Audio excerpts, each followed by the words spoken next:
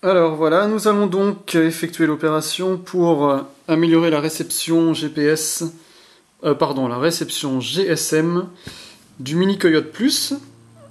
Voilà, donc là je suis chez moi, normalement j'ai du réseau SFR. Là il se trouve que comme vous le voyez, on est bloqué sur 00B et que ça ne voudra pas aller plus loin. Donc on va ouvrir le Mini Plus.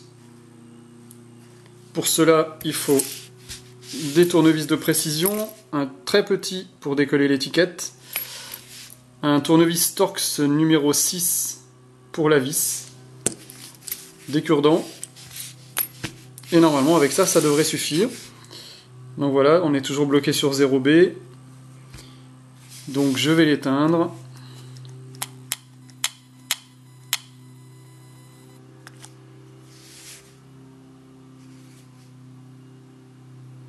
Sachez que cette opération n'est absolument pas couverte par la garantie. Ça veut dire que c'est à vos risques et périls.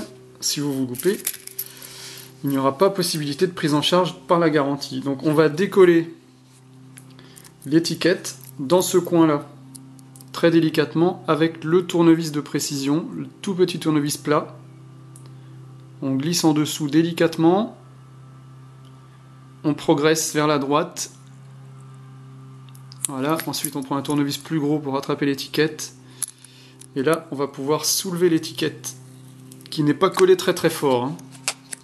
Voilà, donc là on a pu soulever l'étiquette. On voit donc la vis Torx au fond. On va donc dévisser la vis avec le tournevis Torx numéro 6. Voilà, veillez bien à retirer la vis entièrement, hein, pour être sûr que l'appareil peut s'ouvrir. On recolle l'étiquette. Et là, on va le déclipser à partir de ce côté-là. Par ici, ce coin-là. Il suffit de passer l'ongle. Voilà. On déclipse en face. Et on va aller déclipser l'autre côté. Voilà, attention à ne pas tirer. Ne pas tirer plus que ça. Ensuite, on va l'ouvrir et le faire basculer. Voilà. Donc là, veillez bien à vérifier que l'appareil ne s'est pas allumé, parce que si on appuie un petit peu sur le bouton, ça va l'allumer. Donc attention à ne pas allumer l'appareil. Voilà, on va retirer le connecteur d'alimentation.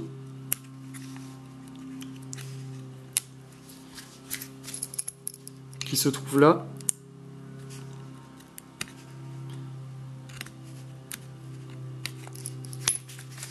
Toujours bien vérifier que c'est éteint, hein. Voilà, on retire la batterie. Là, on est sûr qu'il ne va plus s'allumer, on peut travailler tranquille. Donc, à ce niveau-là, il faut commencer par enlever le haut-parleur qui se trouve ici. Il est simplement collé avec du double face sur le châssis. Donc on va glisser un cure-dent et en faisant levier, on va aller décoller le haut-parleur. Attention, ici, les fils des haut-parleurs sont très très fins. Donc attention à ne pas abîmer les fils. Donc je glisse mon cure-dent, je décolle le haut-parleur.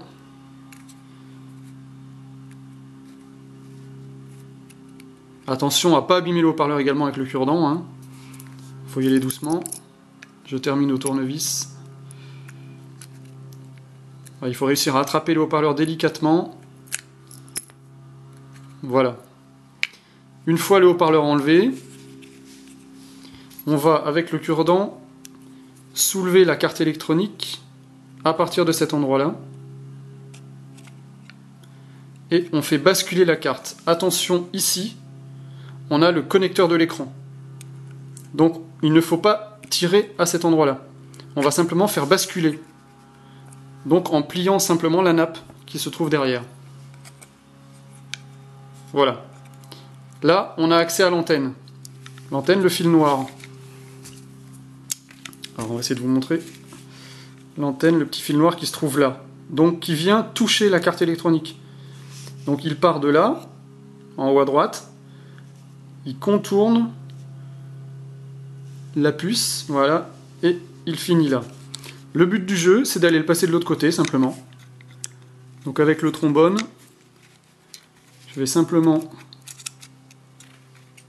le tirer comme ceci. Je le fais passer au milieu, là. Au milieu, là. Hop, et je le fais passer derrière. Je remets en place la carte électronique. Je le fais passer derrière et je vais le mettre de cette façon-là. Ah, mais on voit plus, là. Voilà, je ne sais pas si vous voyez bien. Voilà. Je l'ai fait sortir, donc, de ce côté-là. Voilà. Et on va lui donner une forme pour qu'il vienne se caler une fois qu'on va refermer le boîtier. Voilà, donc là je le laisse volontairement en l'air. Vous voyez, comme ça. Comme ça, quand je vais venir plaquer le boîtier, il va venir automatiquement se caler ici. Il va se caler donc le long, là. Le long et en haut du boîtier. Le but du jeu, c'est qu'il vienne en haut du boîtier le plus loin possible de la carte électronique.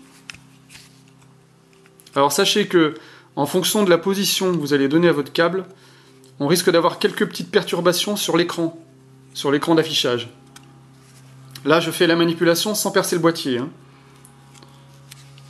Donc voilà, je lui donne sa forme. Et là, quand je vais venir fermer le boîtier, donc je le passerai derrière le connecteur d'alimentation, comme ça. Quand je viendrai fermer le boîtier, il sera bien plaqué au fond.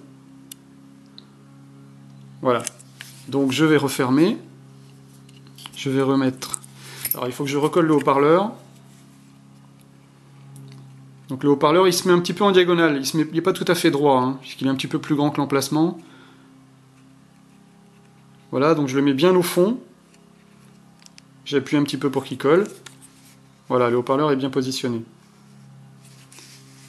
Donc à partir de là, je rebranche la batterie. Surtout, je rebranche la batterie et j'essaie de ne pas appuyer sur les boutons de l'autre côté. Voilà, la batterie est branchée. Et là, je vais pouvoir le refermer tout en laissant le fil. Vous voyez, le fil, on va le faire glisser. Ah, bah il s'est allumé. J'ai dû appuyer. Ben, on va pouvoir vérifier tout de suite le niveau de réception.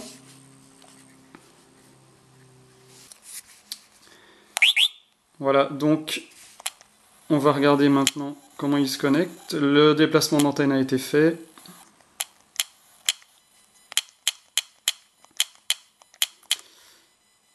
Voilà, donc là, 0B.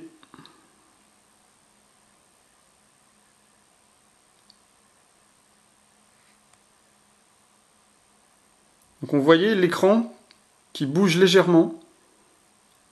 Ça, c'est la perturbation due à l'antenne que j'ai mis de l'autre côté de la carte électronique. 12C, 12D, 12E. Donc là, ça va être bon, on va passer à F. Voilà, donc on a cette petite perturbation.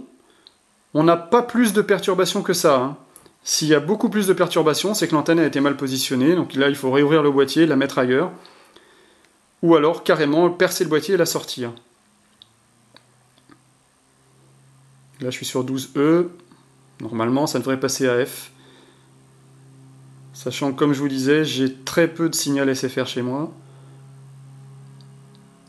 Voilà, F.